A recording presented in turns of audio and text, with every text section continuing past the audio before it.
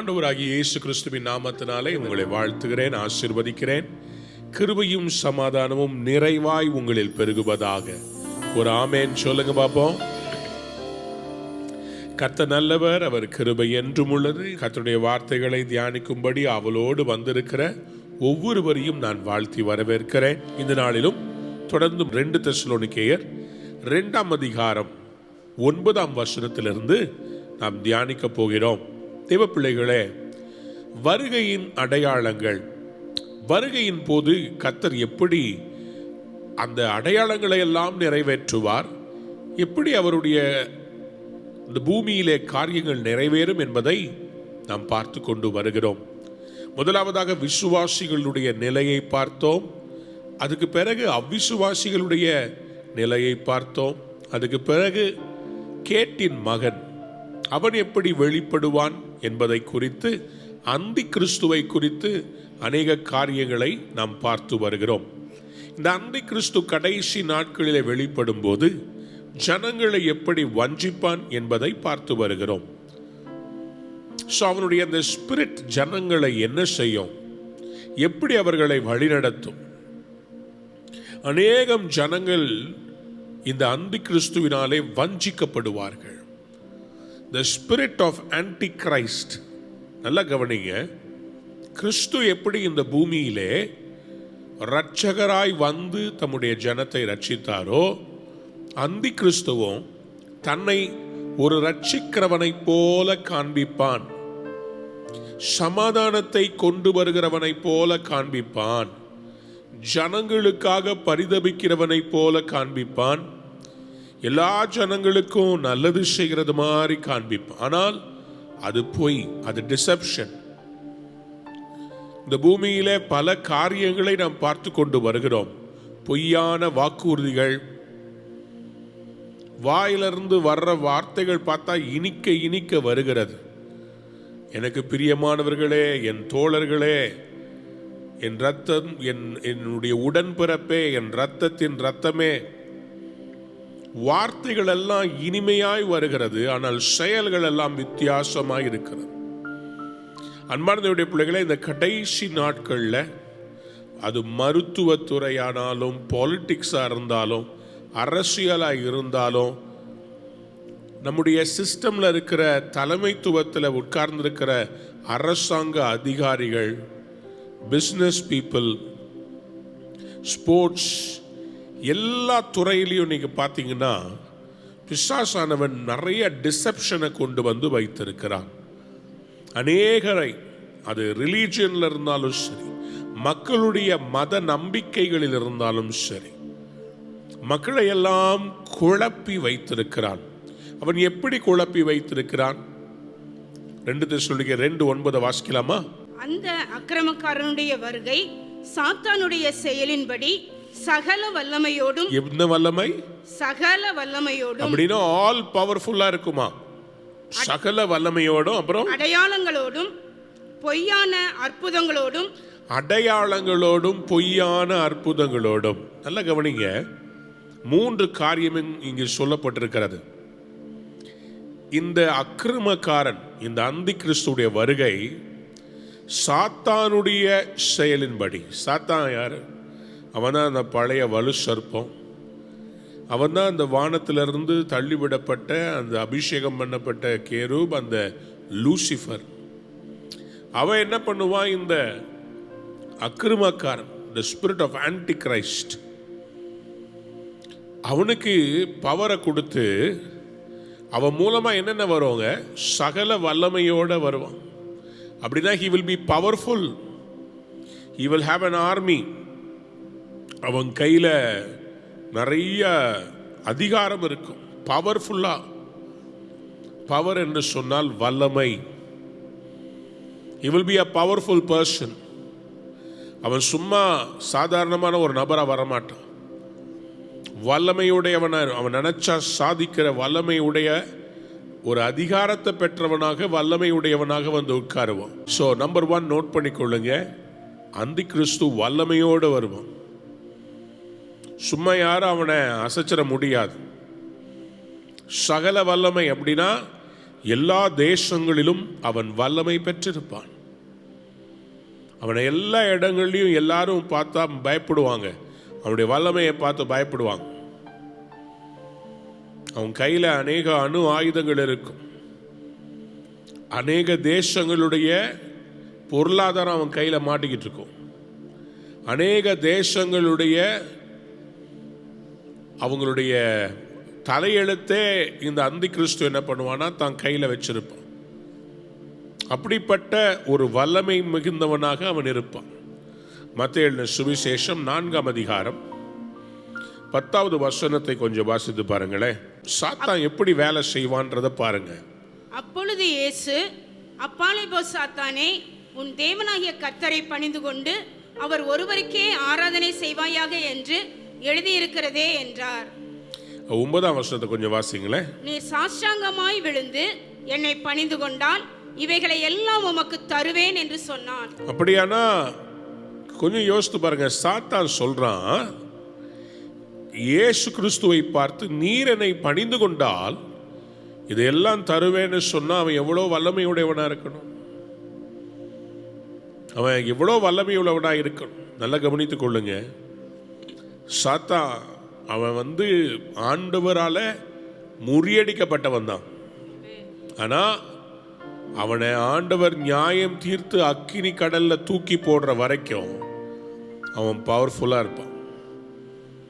சாத்தானின் தந்திரங்களை நாம் அறிந்து கொள்ள வேண்டும். He's got a power, but it is not God's dunamis power. ஒரு திருடங்கிட்ட கோடிக்கணக்கில் காசு இருக்கலாம், ஆனா ரிசர்வ் பேங்க் மாதிரி வராது. சொல்லுங்க அல்லேலூயா. நம்ம ஆண்டவர் ஐஸ்வர்ய சம்பர்ணர். அவன் திருடவும் கொல்லவும் அழிக்கவும் வர்றான். ஸோ திருடங்களை பார்த்து பயப்படக்கூடாது. திருட்டு பையன்கிட்ட நிறைய கொள்ளையடிச்ச காசு எத்தனையோ 1000 கோடி வச்சிருக்கிறானே, அவனை மதிக்க கூடாது. இந்த உலகம் தப்பா மதிக்குது. யாரெல்லாம் ஊரை ஏமாத்தி சம்பாதிச்சு நிறைய வச்சிருக்கிறாங்களோ அவங்கள பார்த்து பயப்படு. அந்த பணம் எல்லாம் ஒரு நாள் அழிஞ்சு போயிடும், ஒன்றுத்துக்கும் ஆகாது. துன்மார்க்கன் சேர்த்து வைக்கிறதெல்லாம் நீதிமானுக்கு கத்த திருப்பி விடுவார். சொல்லுங்க அல்லேலூயா. ஸோ அந்த அக்கிரமக்காரனுடைய வருகை எப்படி இருக்கும்? ஃபர்ஸ்ட் நம்பர் 1 சகல வல்லமையோடு வருவான். 2வது அடையாளங்களோடு. அடையாளம் நான் சொல்றேன் பாருங்க, எப்படி நடக்கும்னு சொல்லுவான், அது அப்படியே நடக்கும். அடையாளம், he will show signs. First சொன்னேன் வல்லமையோடு வருவான். 2வது அடையாளம். அதை பார்க்கும்போது எல்லாரும் நம்புவாங்க, எல்லா தேசத்தாரும் நம்புவாங்க. வாவ், இது மாதிரி யாருமே செய்யலையே. 3வது பொய்யான அற்புதங்கள். தேவ பிள்ளைகளே, தவறாக எடுத்துக்கொள்ள வேண்டாம். ஆண்டவராகிய இயேசு கிறிஸ்துவின் பெயரை சொல்லி அற்புதங்கள் அடையாளங்கள் நடந்துவிட்டால் உடனே அது ஆண்டவரால் அங்கீகரிக்கப்பட்ட ஊழியம் என்று சொல்லி எளிதில் நாம் எடுத்துக்கொள்ள முடியாது. பவுல் சொல்லுவது போல எல்லாவற்றையும் நாம் சோதித்து அறிய வேண்டும். பாஸ்டர், அந்த இடத்துல அற்புதங்கள் அடையாளங்கள் நடக்கிறது. ஆப்பிரிக்கா தேசத்தில் சில மாதங்களுக்கு முன்பாக பயங்கரமா ஒரு பெரிய ஒரு காரியம், மரித்தவனை உயிரோடு எழுப்பி விட்டார்கள். மரித்தவன் உயிரோடு வந்துட்டான். உடனே எல்லாருடைய கவனமும் அந்த பக்கமா திரும்பிச்சு. பார்த்தா ஒரு பாஸ்டர் வெளியே சபைக்கு வெளியே ரோட்ல ஒரு காஃபின்குள்ள படுத்திருந்த ஒரு நபரை அவர் ஜெபம் பண்ணும்போது அவர் எந்திரிக்கிறது மாதிரி ஒரு பெரிய ஒரு வீடியோவை போட்டு அந்த வீடியோ வைரல் ஆச்சு. எனக்கு அன்பானதுடைய பிள்ளைகளே, ஆனால் கொஞ்ச நாளைக்குள்ள பார்த்தீங்கன்னா அந்த ஆப்பிரிக்காவில் இருக்கிற அந்த கண்ட்ரியில் இருக்கிற டெலிவிஷன் நிருபர்கள் போய் மரித்து உயிரோடு எழும்புன அந்த ஆள் உண்மையாகவே மரிச்சாரா அப்படின்னு போய் ரிசர்ச் பண்ணி பார்த்தா அந்த ஆள் ஒரு சின்ன நடிகனா, காசுக்காக நடித்திருக்கிறான். அந்த ஆளை தேடி கண்டுபிடிச்சிட்டாங்க. அதுக்கு முந்தின நாள் எங்க இருந்தான், எப்படி அந்த காஃபின் வாங்கி அந்த காஃபின்ல படுக்க வச்சாங்க, எல்லாத்தையும் அந்த டிவி சேனல் வந்து வெளிப்படுத்தினாங்க. ஆனால் அந்த அடையாளத்தை பார்த்து ஏராளமானவங்க தங்கள் பணத்தை கொண்டு போய் இவர் தான் உலகத்துக்கே தீர்க்கதரிசி அப்படின்னு சொல்லி கோடி கணக்கில் டாலர்ஸை கொண்டு போய் குவிச்சாங்க. பயங்கரமான பணம் அவருக்கு. ஜனாதிபதி, அவங்க தேசத்தின் ஜனாதிபதி அவருடைய சபைக்கு வந்தார். எல்லாம் பணத்தை வச்சு எல்லாத்தையும் வாங்கினாரு. எல்லா வல்லமையும் அவருக்கு இருந்துச்சு. ஆனால் இந்த மாதிரி அவருடைய முகத்திரையை கிழிச்ச பிறகு எல்லாருக்கும் வெறுத்து போச்சு. அப்போ அற்புதங்கள், அடையாளங்கள் அவருடைய சபையில் பார்த்தீங்கன்னா, திடீர்னு போய் ஒரு அம்மாவை எழுப்புவார். நீ வந்து விச் கிராஃப்ட் பண்ணுறதுக்கு வந்திருக்கிற, இந்த மாதிரி பர்ஸுக்குள்ளே இது இருக்குது, உனக்கு வந்து 10 கணவர்கள், இப்படியெல்லாம் சொல்லுவார். ரிசர்ச் பண்ணி பார்த்ததில் எல்லாமே செட்டப், எல்லாமே நடிகர்கள்.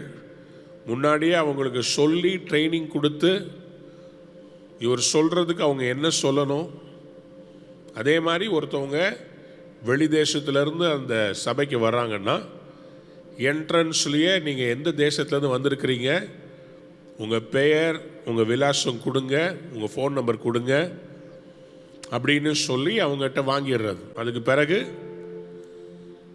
உள்ள அவர் உட்கார்ந்துருக்கும் போது இந்த மாதிரி இந்த கண்ட்ரியிலேருந்து ஒருத்தர் வந்திருக்கிறாரு, அவருடைய பெயர் இது, இந்த தொழில் செய்கிறார், ஃபுல்லாக டீட்டெயில். அவங்க பூரி படைஞ்சு, இவரை நான் பார்க்கவே இல்லையே, இவர்கிட்ட ஜெபம் பண்ணவே இல்லையே, என் பேரை சொல்கிறாரே. Be careful. அடையாளங்களையும் அற்புதங்களையே வச்சுக்கிட்டு மட்டும் அவர் கிறிஸ்தவரா அல்லது வல்லமையான ஊழியக்காரரா நீங்கள் எடை போட முடியாது. வேதம் தெளிவாய் சொல்லுகிறது, அவர்களுடைய கனிகளினாலே அறிவீர்கள். கைகளை உயர்த்தி ஒரு அல்லேலூயா சொல்லுங்க. ஏன்னா சாத்தானோ அடையாளங்கள் காண்பிப்பான், அற்புதங்களை செய்வான். கர்த்தருடைய பிள்ளைகள் வஞ்சிக்கப்படக்கூடாது. கர்த்தருடைய பிள்ளைகள் வஞ்சிக்கப்படக்கூடாது. மத்தேயு 7ஆம் அதிகாரம் 15-16 சேர்த்து வாசிக்கலாம். கள்ள தீர்க்கதரிசிகளுக்கு எச்சரிக்கையாயிருங்கள். அவர்கள் ஆட்டுத்தோலை போர்த்து கொண்டு உங்களிடத்தில் வருவார்கள். உள்ளத்திலோ அவர்கள் பட்சிக்கிற ஓநாய்கள். அவர்களுடைய கனிகளினாலே அவர்களை அறிவீர்கள். முட்செடிகளில் திராட்சை பழங்களையும் முட்பூண்டுகளில் அத்தி பழங்களையும் பறிக்கிறார்களா? அப்படியே நல்ல மரமெல்லாம் நல்ல கனிகளை கொடுக்கும், கெட்ட மரமோ கெட்ட கனிகளை கொடுக்கும். பாருங்க, நல்ல மரம் தான் நல்ல கனிகளை கொடுக்கும். கிறிஸ்துவின் சுபாவம் அந்த ஊழியக்காரனில் தெரிகிறதா? லைஃப் தாறுமாறு, ஆனா அவர் மூலமா அற்புத அடையாளம் நடக்குதுன்னா அந்த ஊழியத்தை ஏற்றுக்க முடியாது. அந்த அற்புத அடையாளம் என்னதான் நடந்தாலும் கண்ணு திறக்குது, வாய் பேசுது, கனி எப்படி இருக்கு? வார்த்தை இருக்குதா? அவங்க பிரசங்கம் பண்ணும்போது வேதத்தை எடுத்து பிரசங்கம் பண்றாங்களா?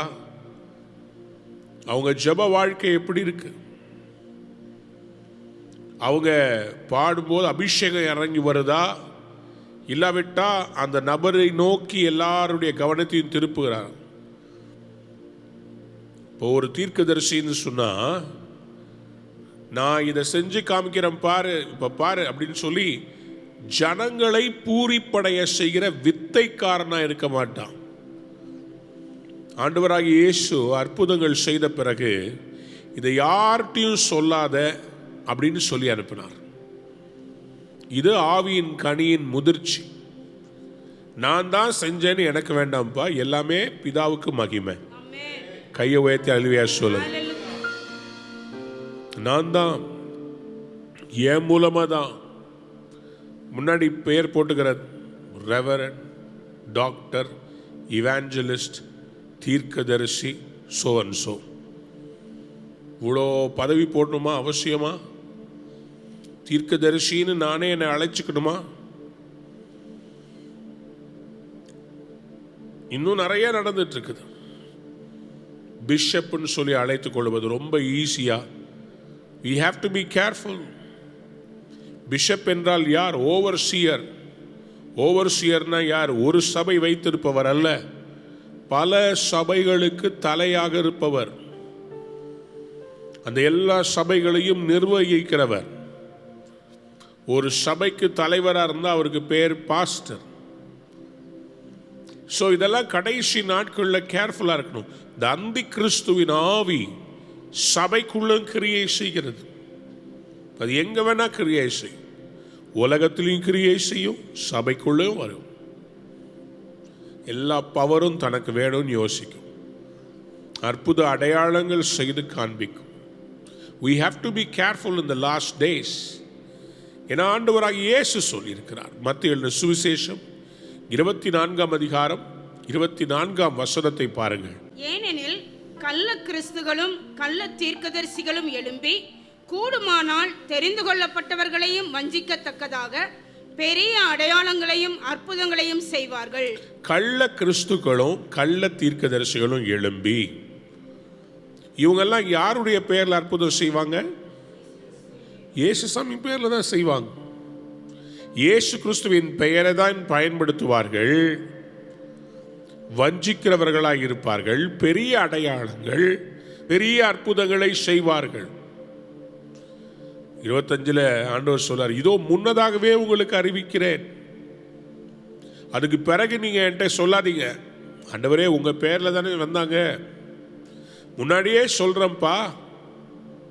வெளிப்படுத்தின விசேஷம் 13ஆம் அதிகாரம் 13ஆம் வசனத்தை வாசித்து பாருங்களேன். அன்றியும் அது மனுஷருக்கு முன்பாக வானத்திலிருந்து பூமியின் மேல் அக்கினியை இறங்க பண்ணத்தக்கதாக பெரிய அற்புதங்களை நடப்பித்து. பாருங்க, இது எப்படிப்பட்ட அற்புதங்களை செய்கிறதா? வானத்திலிருந்து பூமியின் மேல் அக்கினியை இறங்க பண்ணத்தக்கதாய் பெரிய அற்புதங்களை நடப்பித்து. வெளிப்படுத்தல் 13ஆம் அதிகாரத்தில் 12-13 வாசித்து பார்த்தீங்கன்னா, மிருகத்திற்கு அதிகாரம் அது எப்படிப்பட்டதா இருக்குமா? சாவுக்கேதுவான காயம் ஆற சொஸ்தமடைந்த முந்தின மிருகத்தை பூமியையும் அதன் குடிகளையும் வணங்கும்படி செய்யும். ஸோ இந்த மிருகத்தினுடைய மெயின் இதுவே என்னன்னா, எல்லாரையும் தன்னை வணங்க செய்யும். அடுத்தது என்ன செய்யும்? வானத்திலிருந்து பூமியின் மேல் அக்கினியை இறங்க பண்ணத்தக்கதாக. வானத்திலிருந்து பூமியில் அக்கினி இறக்குனது யாரு? எலியா. ஸோ இது என்ன பண்ணும்? இந்த பொல்லாத அந்த அந்தி கிறிஸ்துவின் ஆவி அதே மாதிரி வானத்திலிருந்து அக்கினியை இறங்கிறது மாதிரி சில டூப்ளிகேட்டான மிராக்கிள். உண்மையான அக்கினி வராது. மாயா ஜாலத்தின் மூலமாக டெக்னாலஜியை யூஸ் பண்ணி ஒரு இலூஷனை கிரியேட் பண்ணி, இப்போ லேட்டஸ்ட் தெரியுமா உங்களுக்கு? அதாவது ப்ரொஜெக்ஷன் சொல்றாங்க. உண்மையா அப்படி ஒரு காட்சியே இருக்காது. ஆனால் ஒரு ப்ரொஜெக்டர், பெரிய ஜாயண்ட் ப்ரொஜெக்டர்ஸ் இருக்குது. அதன் மூலமாக வானத்தில் நீங்கள் என்ன காட்சி, இந்த ஒலிம்பிக்ஸ்லாம் பார்த்தீங்கன்னா ஒரு ப்ரொஜெக்டர்ல இருந்து அப்படியே அந்த ஸ்டேடியத்தினுடைய மேலே நீங்கள் பார்க்க விரும்புகிற காட்சியை லேசரில் செய்கிறாங்க. அந்த லேசர் ஒளி கற்று அந்த இமேஜ் வரைக்கும் போகிறதில்ல. அந்த கண்டினியூட்டி இல்லாமல் ஸ்ட்ரெயிட்டாக இமேஜ் மட்டும் தனியாக நிற்கிற மாதிரி லேட்டஸ்ட் லேசர் ப்ரொஜெக்ஷன் வந்திருக்கிறது. Laser projection. இன்னொரு ஒரு டெக்னாலஜி இருக்குது, அதனுடைய பேரை மறந்துட்டேன். அதாவது வாட்சை தொட்டிங்கன்னா வாட்சுக்கு மேலே வந்து எல்லாமே வந்து நிற்கும். அது மாதிரி சில மாய வித்தைகள் டெக்னாலஜியை பயன்படுத்தி வானத்திலிருந்து அக்கினி இறங்கத்தக்கதாக இந்த அந்தி கிறிஸ்துவின் ஆவி வந்து என்ன பண்ணுனா, அடையாளங்கள், சயின்ஸ். பிரச்சனை என்னன்னா, இப்போ இருக்கிற சந்ததி எல்லாமே சயின்ஸை தான் தேடுறாங்க. எல்லாத்துக்கும் அடையாளம் முக்கியம், வார்த்தை முக்கியம் இல்லை. நல்லா சொல்கிறத தயவுசெய்து எழுதி வைத்துக் கொள்ளுங்க. கிறிஸ்தவர்கள் கூட இன்னைக்கு நிறைய பேர் எதை தேடுறாங்க தெரியுமா? வார்த்தையை தேடுறதில்ல, அடையாளம், அற்புதம். இங்கே தீர்க்க தரிசனம் சொல்கிறாங்க, அந்த கூட்டத்தில் போனால் பேரெல்லாம் சொல்கிறாங்க, ஃபோன் நம்பர் சொல்கிறாங்க. சத்தியத்துக்கு இடம் இல்லை, வித்தைகளுக்கு தான். அடையாளங்கள், அற்புதங்கள் நடக்குங்க. ஆனால் அவருடைய கனி எப்படி இருக்கு? கிறிஸ்துவை குறித்து பிரசங்கம் பண்ணப்படுகிறதா? சிலுவையை குறித்து பிரசங்கம் பண்ணப்படுகிறதா? ரட்சிப்பை குறித்து பிரசங்கம் பண்ணப்படுகிறதா? ஞானஸ்தானத்தை குறித்து பிரசங்கம் பண்ணப்படுதா? உண்மையான மனம் திரும்புதல் எங்கே வருகிறது? ஒரு மனிதன் ஞானஸ்தானம் எடுத்து பரிசுத்தமாய் வாழ தீர்மானிக்கும் போது. எனக்கு அன்பான தேவனுடைய பிள்ளைகளே, இயேசுவின் நாமத்தில் சொல்லுகிறேன், நீங்கள் வஞ்சிக்கப்படக்கூடாது. சொல்லுங்க அல்லேலூயா. ஸோ எப்போதுமே இந்த அடையாளங்களை பார்க்கணும்னு தேடாதீங்க. ஆண்டவருடைய வார்த்தை உங்களுக்குள்ள அதிகமாக வரணும். ஆண்டவருடைய பிரசன்னம் அதிக இம்பார்ட்டன்ட். யோவான் சுவிசேஷம் 4ஆம் அதிகாரம் 48ஆம் வசனத்தை வாசித்து பாருங்கள்.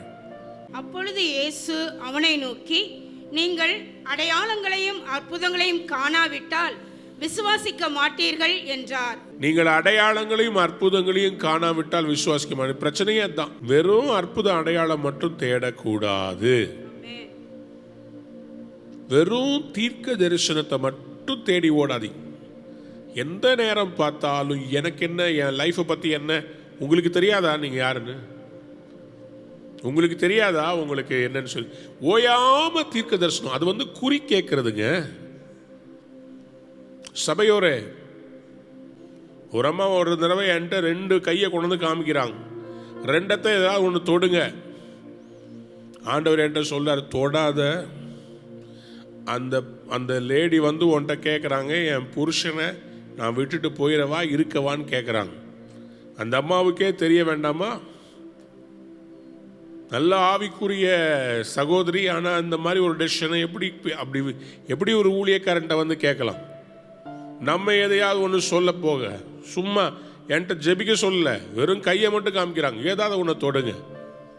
என்னை சீட்டு போட்டு பார்க்குறதா ஊழியக்காரன்ட்டு? அப்புறமா நாளைக்கு சொல்கிறது, பாஸ்டர் ஆல்வின் தாமஸ் தான் கையை வச்சு புருஷனை விட்டு போயிருன்னு சொன்னார். என் மனசில் கரெக்டாக ஆண்டவர் சொன்னார், சொல்லு அவங்க கிட்ட, நீங்கள் என்ன காரியத்துக்காக வந்திருக்கிறீங்கன்னு கர்த்தருக்கு தெரியும், ஒழுங்காரு கையை எடுத்துட்டு ஓடி போயிருன்னு சொன்னார் ஆண்டவர். அப்படியே சொன்னேன் நான். செய்தியில் ஆண்டவர் புட்டு வச்சிட்டார். தேவ பிள்ளைகளை அறிந்து கொள்ள வேண்டும், ஆண்டவரை சோதிக்கவே கூடாது. தேவனை பரீட்சை பாராதிருங்கள். அடையாளம் அற்புதம் மட்டும் இல்லை, பைபிளை டெய்லி வாசிங்க, ஜெபம் பண்ணுங்க. Have a direct relationship with God. யார்கிட்ட டைரக்ட் ரிலேஷன்ஷிப் இல்லையோ அவங்க தான் இப்படி தேடி தேடி போவாங்க. பிஸ்னஸ் பண்றீங்களா? ஆண்டவரோடு ஒரு தொடர்பு இருக்கணும்.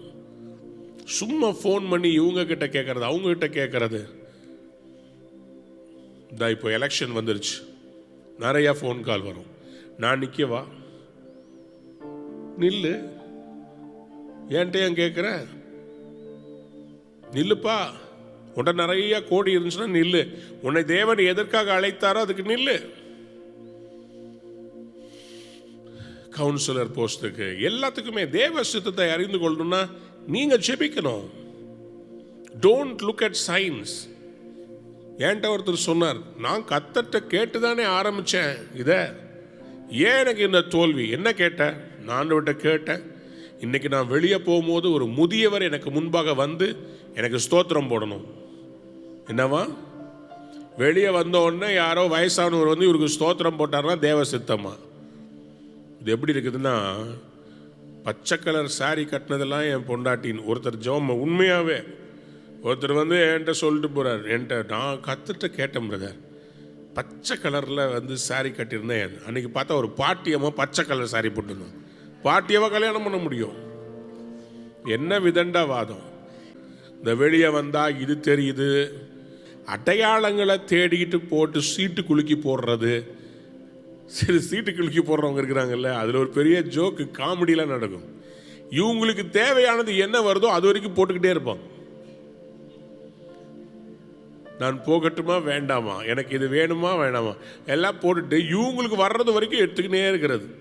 ஃபஸ்ட்டு ஒன்று டைம் எடுத்து இல்லை பெஸ்ட் ஆஃப் 3, அப்புறம் பெஸ்ட் ஆஃப் 5. இதெல்லாம் முடியலன்னா நம்ம ரூபா ப்ரேயர் டவர் மாதிரி ப்ரேயர் டவருக்கு கால் அடிக்கிறது. ஜெபம் பண்ணுங்க சிஸ்டர், நான் ஒரு காரியத்துக்காக ஜெபித்து கொண்டிருக்கிறேன், அது தேவ சித்தமான ஜெபம் பண்ணுங்க. இவங்க உடனே அதுக்காக பார்த்து சொல்லி அதில் கூட பெஸ்ட் ஆஃப் 3 எடுக்கிறது.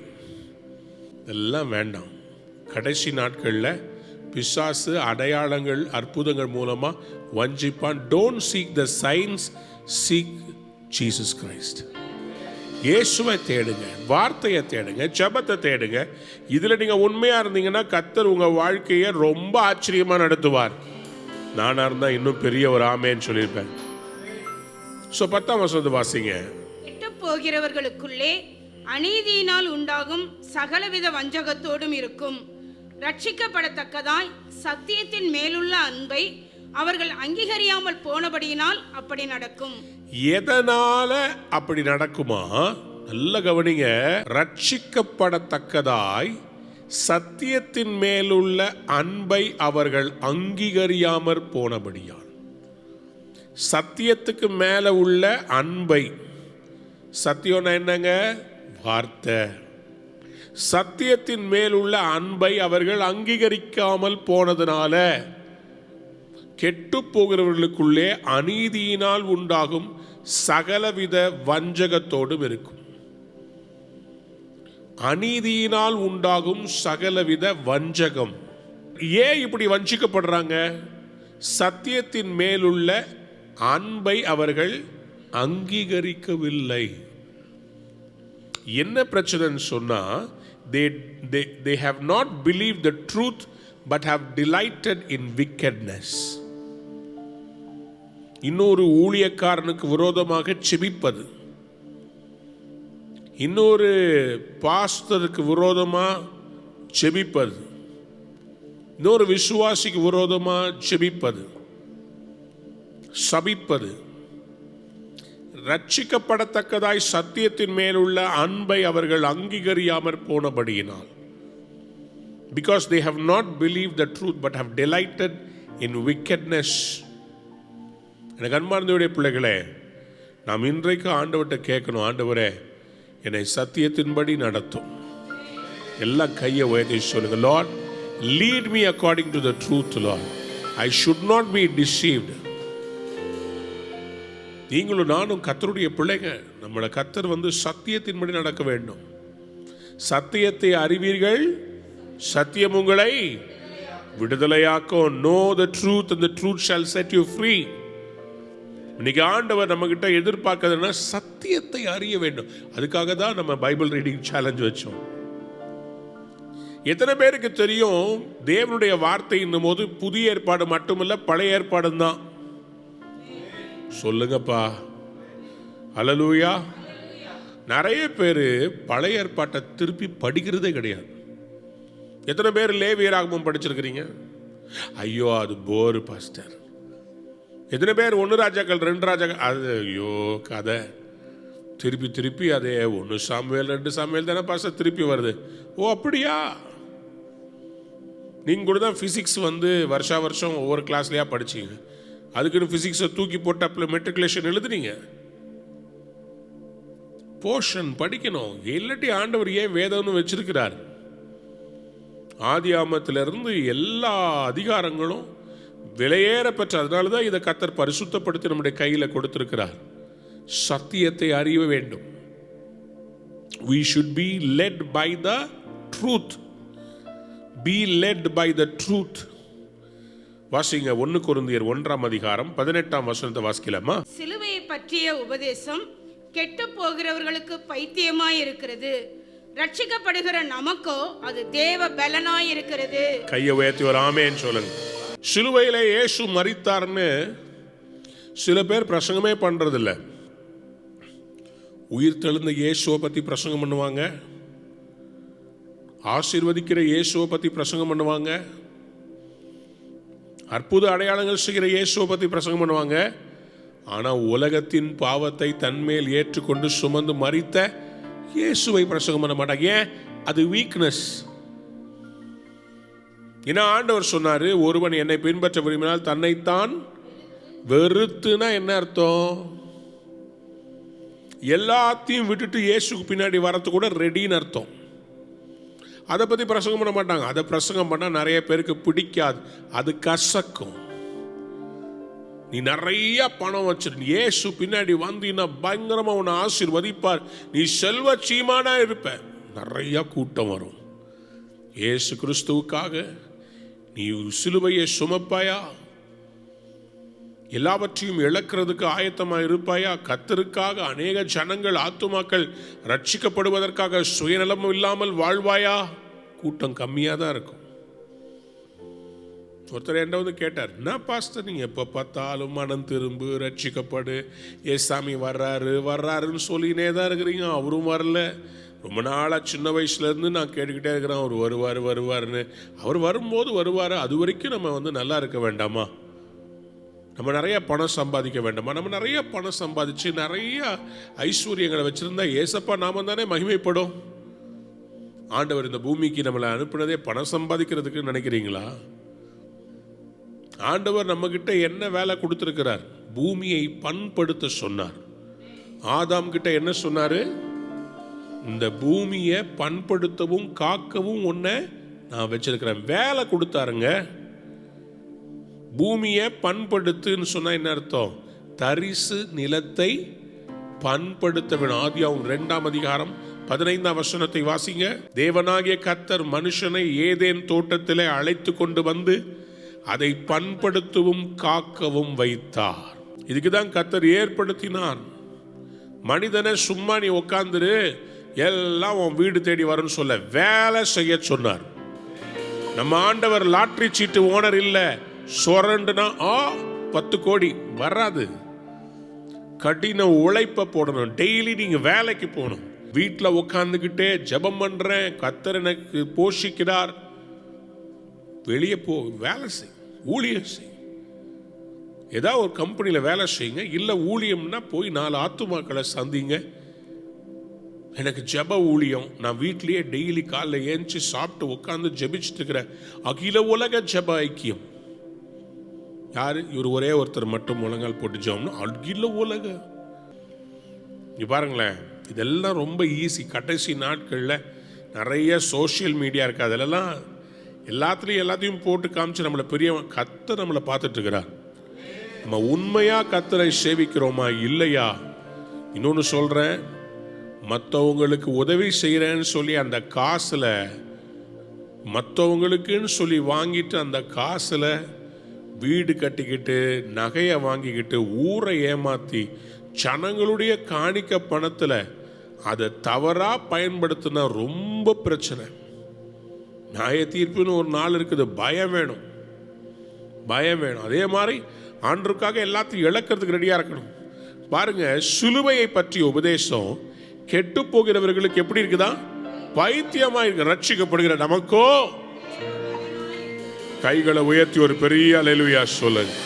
அல்லேலூயா, அல்லேலூயா. ஸோ நம்ம ரொம்ப கேர்ஃபுல்லாக இருக்கணும். இந்த கடைசி நாட்களில் அவங்க வந்து இந்த மாதிரி நிராகரிக்கிறாங்கன்னா அவங்களுக்கு அன்பும் பிடிக்காது, சத்தியமும் பிடிக்காது.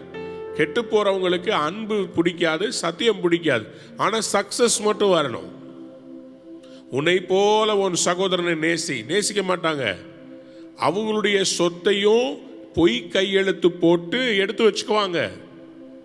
ஆனால் ஆண்டவர்கிட்ட ஜெபம் பண்ணும் போது, ஆண்டவரே என்ன ஆசீர்வதியும், ஊழியக்காரர்கிட்ட ஜெபம் பண்ணும் போது அவ்வளோ பவ்யமாக இருக்குது. ஆனால் சொந்த சகோதரனை ஏமாற்றி அந்த சொத்தை போலி டாக்குமெண்ட் போட்டு போலி கையெழுத்து போட்டு அவனவன் நல்லா சொல்றதை கேட்டுக்கோங்க.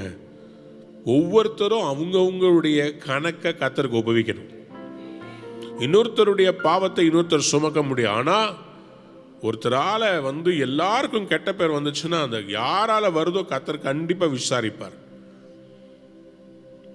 இங்க பாருங்களேன், இந்த வசனத்தை வாசிங்க. நீதிமொழிகள் 4ஆம் அதிகாரம் 6ஆம் வசனம் வாசிங்களேன். அதை விடாதே, அது உன்னை தற்காக்கும். அதன் மேல் பிரியமாயிரு, அது உன்னை காத்துக்கொள்ளும். அப்புறம் ஞானமே முக்கியம், ஞானத்தை சம்பாதி. எண்ணத்தை சம்பாதித்தாலும் புத்தியை சம்பாதித்துக்கொள். சரி, நீ அதை மேன்மைப்படுத்து, அது உன்னை மேன்மைப்படுத்தும். நீ அதை தழுவிக்கொண்டால் அது உன்னை கனம் பண்ணும். பாத்தீங்களா? ஞானம், சத்தியம், இது ரெண்டும் எவ்வளவு முக்கியம். அதை விடாத, அதை சம்பாதி, அதன் மேல் பிரியமாயிரு. ஆகவே தான் ஆண்டவர் இன்னைக்கு உங்களே என்னையும் பார்த்து சொல்றாரு, you are accountable to me, trust in the truth and the truth shall set you free. இந்த பிசாசானவனுடைய காரியமே தான் பாருங்க, அவன் கெட்டு போகிறவர்களுக்குள்ளே அநீதியினால் உண்டாகும் சகலவித வஞ்சகத்தோடும் இருக்குமா. ரட்சிக்கப்படத்தக்கதாய் சத்தியத்தின் மேல் உள்ள அன்பை அவர்கள் அங்கீகரியாமற் போனபடியால் அப்படி நடக்கும். என்ன நடக்கும்? சத்தியத்தின் மேல அன்பு இல்லை, அவங்களுக்கு பணத்து மேல, பொருள் மேல, அடையாளங்கள் மேல, ஷோபிஸ் மேல அவங்களுக்கு அன்பு இருக்கிறது.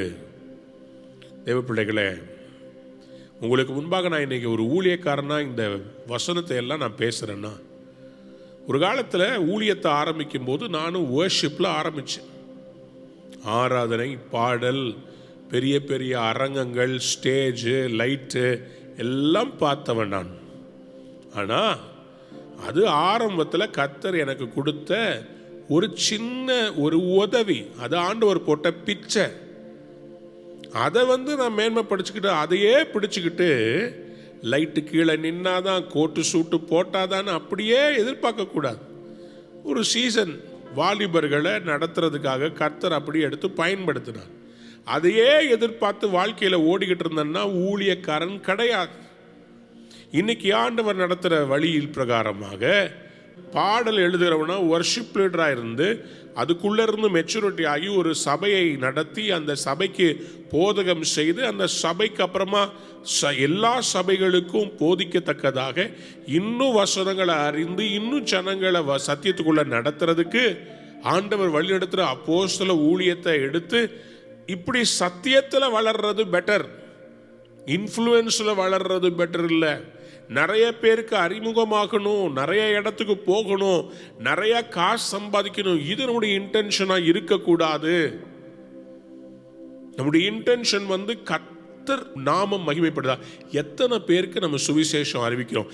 என்கிட்ட எவ்வளோ பேங்க் பேலன்ஸ் இருக்குது, என்கிட்ட எவ்வளோ பெரிய பில்டிங் இருக்குதுன்னு பிரச்சனை கிடையாதுங்க சார். பெரிய பெரிய பில்டிங் கட்டின எல்லா பில்டிங்கும் க்ளோஸ்டாக இருக்குதுங்க, சர்ச்சை நடத்த முடியல. சொல்லுங்க, இப்போ is it the building or is it the souls? எது இம்பார்ட்டன்ட்? அதை உணர வைக்கிறதுக்கு தான் கர்த்தர் சபைகளை எல்லாம் அடைச்சு போட்டு நம்முடைய புத்தியை தெளிவாக்கி கொண்டிருக்கிறார். பில்டிங் இல்லப்பா, ஆத்துமாக்கள் தான்ப்பா முக்கியம். அதனால தான் எப்படியாவது நிறைய ஆத்துமாக்களை சந்திக்கணுன்றதுக்காக தான். கொஞ்சம் யோசித்து பாருங்க, நான் அந்த பெரிய கூட்டங்களை எல்லாம் எடுத்து நடத்தும் போது நிறைய பேர் என்ன பைத்தியக்காரன்னு சொன்னாங்க. எதுக்கு இவ்வளோ காசு வேஸ்ட் பண்ற, எதுக்கு இவ்வளோ கூட்டங்கள் நடத்துற? இன்னைக்கு அந்த மாதிரி நடத்த முடியுமா? அன்னைக்கு அந்த லைட்டு போட்டும் போது விட்டில் பூச்சிகள் மாதிரி நிறைய பேர் வருவாங்க. OMCAல நடத்தணும் போது பக்கத்தில் இருக்கிற இடங்கள்ல இருந்த நிறைய அந்த பிள்ளைங்கள்லாம் அங்கே ஸ்போர்ட்ஸ் ப்ராக்டிஸ் பண்ணிட்டு இருந்தவங்களாம் வந்தாங்க. அதில் ஒரு பிள்ளை, அவளுக்கு இயேசு தரிசனமானார், கையில் ஆட்டுக்குட்டியை கொடுத்தாருன்னு தரிசனம் பார்த்தா. அவ கிறிஸ்தவர் அல்ல. அப்படி நிறைய பேர் ரட்சிக்கப்பட்டாங்க, வியாதி விலகுச்சு. மதில் ஓரமாக உட்கார்ந்து இருந்து பிசாசு பிடிச்சிருந்த மனுஷன் முன்னாடி விழுந்தான். கர்த்தரவனை விடுதலை பண்ணார். கர்த்தருடைய ஊழியக்காரனாய் மாறி இருக்கிறார்கள். அது ஒரு சீசன். இப்போ அந்த சீசன் இல்லை, வேற எப்படியாவது சுவிசேஷம் அறிவிக்கணும். இருக்கிற பணத்தை போட்டு அங்கே மீட்டிங் நடத்தணும். இப்போ டெலிவிஷன் ஊழியத்தை நடத்தணும். பல சேனலை எடுத்து அதுக்குள்ளே நம்முடைய ரூவா டிவியை கொண்டு வந்து நிறைய பேருக்கு அவங்க வீட்டுக்குள்ளே போய் சுவிசேஷம் அறிவிக்கணும். மீடியா மூலமாக பயன்படுத்தணும், ஏதாவது செய்யணும், ஆத்துமாக்களை சந்திக்கணும். கையை உயர்த்தி சொல்லுங்க அல்லேலூயா. ரட்சிக்கப்படத்தக்கதாய் சத்தியத்தின் மேலுள்ள அன்பை அவர்கள் அங்கீகரியாமல் போனபடியினாலே அப்படி நடக்கும். என்ன மாதிரி நடக்கும்? சைனு, ஒண்டரு, நானும் அற்புத அடையாளங்களை எதிர்பார்த்துட்டு இருக்கிறேன். சீக்கிரமாக கர்த்தர் சூப்பர் நேச்சுரலாக அநேக சுகங்கள் அற்புதங்கள் நடக்க போகிறது.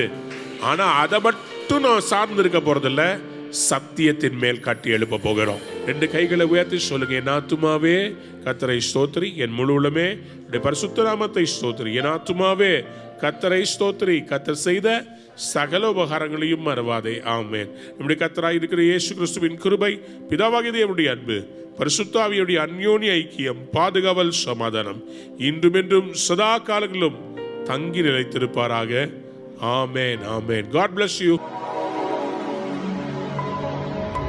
அன்பான நேயர்களே, இந்நிகழ்ச்சியில் கொடுக்கப்பட்ட வாக்குத்தத்தங்களும் தீர்க்க தரிசன வார்த்தைகளும் உங்களுக்கு ஆசீர்வாதமாய் இருந்திருக்கும் என்று நாங்கள் நம்புகிறோம்.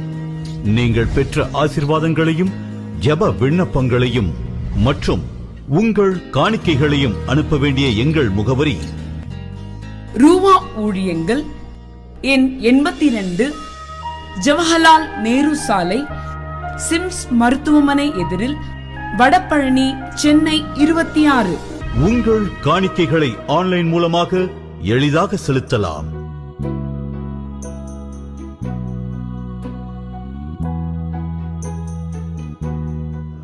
எங்கள் இணையதள முகவரி www.ruhaministries.org.